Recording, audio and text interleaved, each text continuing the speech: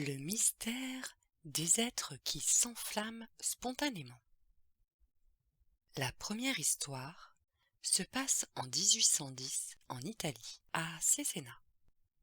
Le 22 octobre au soir, la comtesse Cornelia di Bandi, une femme âgée de 62 ans, qui n'a jamais été malade de sa vie et dont le teint de jeune fille fait l'admiration de ses amis, dîne légèrement.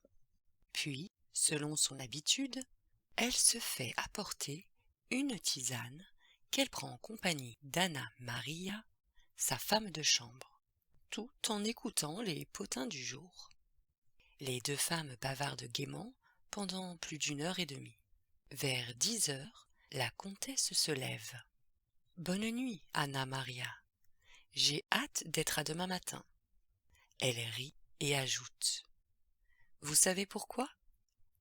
Parce que demain, c'est dimanche, et j'aurai des brioches au petit déjeuner. » Puis elle va se coucher. Elle paraît, à ce moment, heureuse de vivre et en parfaite santé. Le lendemain matin, à 8 heures et demie, comme d'habitude, la femme de chambre frappe à la porte de l'appartement de la comtesse. Pas de réponse. Elle refrappe. Toujours pas de réponse. Intriguée, elle ouvre la porte. Ce qu'elle voit alors la fait hurler d'horreur. Au centre de la chambre, qui est intacte, se trouve l'extrémité de 2 jambes, 2 avant-bras et une tête. Le reste du corps de la comtesse n'est plus qu'un petit tas de cendres sur la tomette noircie. Les cris de la femme de chambre ont ameuté les autres domestiques qui accourent. « Ne touchez à rien, » dit Angelo, majordome de la comtesse. « Il faut appeler la police. » Le commissaire Antonielli arrive un quart d'heure plus tard, accompagné du docteur Bianchi. Les 2 hommes remarquent tout de suite que rien n'a brûlé dans la chambre, qu'une espèce de suie grasse recouvre les meubles, les draps du lit, les rideaux et les tableaux. « C'est extraordinaire, » dit le policier. « On dirait que la comtesse a été consumée par un feu intérieur. » « Et un feu d'une rare intensité, » ajoute le docteur Bianchi. « Car vous savez que pour brûler un corps humain et le réduire en cendres, il faut une chaleur de 2500 degrés. Or, une chaleur de 2500 degrés aurait détruit toute la maison. » Le lendemain, le surlendemain et pendant des semaines, policiers et médecins essayèrent de résoudre l'énigme que posait la mort de la comtesse Cornelia di Bandi. Finalement, le commissaire Antonielli, ne trouvant aucune explication, écrivit en guise de conclusion à son enquête qu'un feu mystérieux semblait s'être allumé spontanément dans la poitrine de la comtesse, et le dossier fut classé. Deuxième cas. Le 2 juillet 1951, Mrs. Carpenter, qui est propriétaire d'une maison à Saint-Pétersbourg, en Floride, vient apporter un télégramme à sa locataire, Mrs. Reiser. Elle frappe plusieurs fois à la porte. N'obtenant pas de réponse, elle essaie d'ouvrir. La poignée est brûlante. Elle remarque alors qu'il flotte dans l'air une légère odeur de roussi. Affolée, elle appelle les pompiers. À coups de hache, ceux-ci enfoncent la porte et trouvent l'appartement intact. À ceci près qu'au milieu du salon, un gros fauteuil, dont il ne reste plus que les ressorts métalliques, a brûlé entièrement, ainsi que le centre du tapis. Juste au-dessus, une tache noire marque le plafond. Mais où est Mrs. Reiser ? En approchant, les pompiers découvrent tout à coup ce qu'il en reste. Sa tête, complètement carbonisée, est réduite aux dimensions d'une balle de tennis. Dans la cendre, ils trouvent encore un fragment de colonne vertébrale et un petit morceau de pied. C'est tout. La police vient enquêter, sans résultat. On fait alors appel au docteur Wilton Krogman, spécialiste de la mort par le feu à l'école de médecine de l'État de Pennsylvanie, qui se trouve en vacances dans les environs. Il déclare : « C'est la chose la plus stupéfiante que j'ai jamais vue. Je ne peux pas imaginer une crémation aussi complète sans plus de dommages à l'appartement lui-même. Je n'ai jamais vu non plus de crâne humain ainsi réduit par une chaleur intense. En général, les crânes grossissent ou explosent en 1000 morceaux. Là encore, le dossier fut classé sans que soit donnée la moindre explication du phénomène. Troisième cas, en 1885, dans une ferme près de Seneca, dans l'Illinois. Un domestique, John Larson, découvre le matin de Noël le cadavre de son patron, Patrick Rooney, au milieu de la cuisine, étendu sur une espèce de pellicule de graisse figée. Larson saute sur son cheval et va prévenir le fils de Rooney, qui habite non loin de là. Revenus à la ferme, les deux hommes remarquent un trou près de la table de la cuisine. Ils se penchent et trouvent un crâne calciné, quelques os brûlés et un petit tas de cendres. Ce sont les restes de Mrs. Rooney, épouse du fermier. La police, alertée, vient enquêter. Le médecin légiste conclut à la mort par asphyxie de Patrick Rooney, mort provoquée par la fumée du corps de sa femme qui brûlait. L'inspecteur chargé de l'affaire, après une longue enquête qui ne donne, là encore, aucun résultat, se contente d'écrire que Mrs. Rooney a disparu dans un feu d'une chaleur fantastique et de nature inconnue, qui, curieusement, ne s'est pas étendu au-delà des alentours immédiats. Et le dossier est classé. Le quatrième cas est plus extraordinaire encore, car il est triple. Le 7 avril 1938, le cargo Ulrich navigue en direction de Liverpool. Soudain, le second remarque que le bateau fait des embardées, comme s'il était livré à lui-même. Fort intrigué, il va voir ce que fait l'homme de bar. Une surprise l'attend. L'homme a disparu. À sa place, auprès de la roue du gouvernail, il découvre un petit tas de cendres et une paire de chaussures légèrement calcinées. De feu, aucune trace. La roue, le compas sont indemnes. Le second interroge alors l'équipage. Personne n'a entendu le moindre cri. D'autre part, le ciel est limpide, ce qui exclut toute hypothèse de coup de foudre. Conclusion, l'homme de bar du cargo Ulrich est mort par combustion spontanée. Or, ce même 7 avril 1938, près d'Upton by Chester, en Angleterre, la police découvre un camion dans un fossé. Sur le siège, il y a une tête calcinée et quelques ossements noircis mêlés à de la cendre grasse. C'est tout ce qui reste du chauffeur George Turner, qui a été complètement incinéré. Les coussins du camion, eux, sont à peine roussis. De toute évidence, là encore, le feu s'est déclaré à l'intérieur du corps de la victime. Ce n'est pas tout.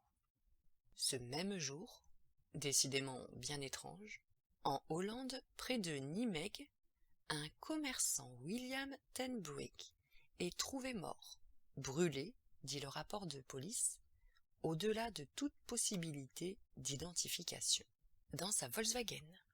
Là encore, bien qu'il ne reste du conducteur qu'un magma de cendres, de graisse et d'ossements calcinés, la voiture n'a que de légères brûlures. En outre, le réservoir d'essence est intact. Une enquête est ordonnée. Elle ne donne, bien entendu, aucun résultat. Et l'inspecteur de police qui l'a menée se contente d'écrire, en conclusion à son rapport.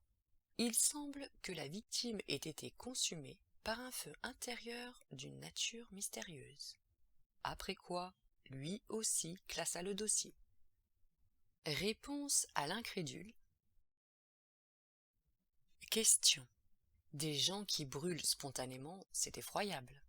Quelle explication donne-t-on? Réponse. Une hypothèse fut émise au XVIIIe siècle par Jonas Dupont, l'un des premiers chercheurs qui eut l'idée de se pencher sur les cas de combustion spontanée. Dans un ouvrage intitulé De Incendiis Corporis Humanis Spontaneis, publié à Leyde en 1763. Il explique que les gens qui s'enflamment subitement et sans cause apparente ne peuvent être que de gros buveurs d'alcool. Pendant très longtemps, alors que le peuple, croyant à un phénomène surnaturel, parlait du feu qui vient du ciel ou du feu qui vient de l'enfer, les médecins s'en tinrent à cette explication simpliste. Certains romanciers leur emboîtèrent le pas. Gaston Bachelard, dans une page pleine d'humour de sa psychanalyse du feu, nous montre ainsi Zola, dans Le Docteur Pascal, nous décrire scientifiquement la mort par combustion spontanée de l'oncle Macquart, qui buvait de l'eau-de-vie depuis des années. En 1922, un médecin légiste anglais, le docteur Dickson Mann, entreprit d'ajouter un élément à cette théorie. Il déclara que les personnes qui brûlaient spontanément étaient des fumeurs éthyliques complètement imbibés d'alcool qu'une allumette suffisait à faire flamber. Il croyait avoir percé le mystère, mais il déchanta en apprenant que certaines des victimes ne buvaient que de l'eau et que la plupart ne fumaient pas. Il pensa alors à des mélanges de médicaments susceptibles de provoquer une réaction chimique. Là encore, il s'aperçut rapidement qu'il faisait fausse route, de nombreux brûlés ne suivant aucun traitement au moment de leur mort. Finalement, il déclara dans une belle envolée qu'il faisait confiance à la science pour trouver une explication au phénomène. Question. Connaît-on beaucoup de cas? Réponse. L'écrivain anglais Eric Frank Russell, auteur de Great World Mystery, en a étudié personnellement 19 incontestables. Mais il y en a bien d'autres, et la liste en serait trop longue. Je vous en citerai seulement quelques-uns. Le 13 décembre 1959, à Pontiac, dans le Michigan, Billy Thomas Peterson, 27 ans, est retrouvé en cendres sur le siège de sa voiture, alors que le feu mystérieux a laissé ses vêtements intacts. Le 13 décembre 1973, le corps de Mrs. Chatto, qui reposait dans un cercueil à la morgue de Ockham, dans l'Oregon, avant d'être inhumé, est découvert consumé jusqu'aux hanches par le chef de la police locale. Envoyé au laboratoire du FBI à Washington, les restes de Mrs. Chatto font l'objet d'un rapport qui se termine par cette phrase: « La cause du feu est inexplicable ». En octobre 1964, à Dallas, l'ancienne actrice Olga Worth-Stephens est transformée en torche humaine dans sa voiture qui ne subit aucun dommage, etc. Question. Il est un détail qui m'a frappé dans les cas que vous avez rapportés. Ces gens sont morts sans témoin. On ne sait donc pas comment le phénomène a lieu. Réponse. Si, il existe des cas où les choses se sont passées devant témoins. Je vais vous en citer un. À Chelmsford, en Angleterre, un soir, dans un bal, une jeune fille, Miss Phyllis Newcombe, s'est mise brusquement à brûler. Elle était couverte de flammes bleues et dégageait, paraît-il, une chaleur insoutenable qui a fait fuir ceux qui auraient pu essayer de la sauver. en quelques minutes, il n'est resté d'elle qu'un petit tas de cendres sur le parquet. Question. Tous les exemples que vous donnez se rapportent à des étrangers. N'y a-t-il pas eu de cas de combustion spontanée en France? Réponse. Si, le lundi de Pentecôte 1725. La femme de l'aubergiste du Lion d'Or, à Reims, Madame Nicole Millet, s'enflamma brusquement et mourut carbonisée en quelques instants, victime d'un feu venu du ciel, dirent ses voisins, qui laissa intact le fauteuil dans lequel elle était assise. Il existe aussi des cas beaucoup plus récents. En 1964, par exemple, on a retrouvé près d'Arcis-sur-Aube, dans une voiture arrêtée au milieu d'un bois de sapin, le corps d'un certain monsieur éveillé, complètement réduit en cendres. Détail singulier, les vitres de l'automobile avaient complètement fondu. Or, le verre ne fond qu'à environ 1000 degrés centigrades. Un autre cas date du mois de juin 1979. J'en ai eu connaissance par un commissaire de la police judiciaire qui me téléphona un après-midi après m'avoir entendu parler de ces problèmes au micro de France Inter. Il voulait connaître le nom des médecins anglais et américains que j'avais cités au cours de mon émission. Je voudrais entrer en rapport avec eux, me dit-il, car nous avons actuellement un cas exactement semblable à ceux que vous avez évoqués. Il s'agit d'une femme de 51 ans, 80 kilos, habitant un village de l'est de la France. Je l'appellerai Madame X, car une enquête est ouverte. Un soir, après avoir rencontré quelques amis qui peuvent témoigner de son parfait état de santé, elle rentre chez elle et s'enferme à double tour. Le lendemain matin, une odeur de brûlé intrigue une de ses voisines, qui sonne chez elle. N'obtenant pas de réponse, elle appelle les pompiers. Ceux-ci enfoncent la porte. On découvre alors, dans la salle à manger, un tas de cendres encore chaudes et quelques os calcinés. C'est tout ce qui reste de Madame X. Pour nous, ajouta le commissaire, c'est le mystère de la chambre jaune. Question. Il n'y eut jamais d'explication? Réponse. Pas à ma connaissance. Question. Ces gens ne seraient-ils pas atteints par quelques rayons comparables au laser? Réponse. L'hypothèse a été émise, mais il faudrait penser, premièrement, que ce rayon existait en 1810, lorsque la comtesse Cornelia di Bandi a été réduite en cendres. Deuxièmement, qu'il serait actuellement entre les mains de mystérieux criminels dont le but nous échappe. Question. Alors, que faut-il penser de ces humains qui s'enflamment?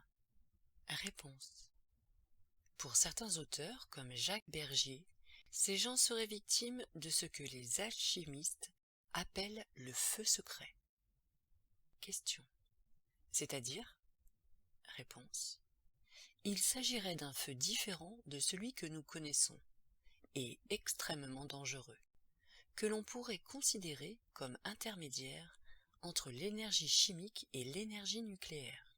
Mais il est des chercheurs qui émettent des hypothèses plus extraordinaires encore. Michael McDougall, par exemple, et je vous livre, en guise de conclusion, cette phrase qu'il a écrite à propos des 3 cas de combustion spontanée du 7 avril 1938. Tout s'est passé ce jour-là, comme si une créature galactique d'une taille inimaginable avait planté sur Terre une sorte de trident aux pointes de feu. Je vous laisse rêver sur cette image.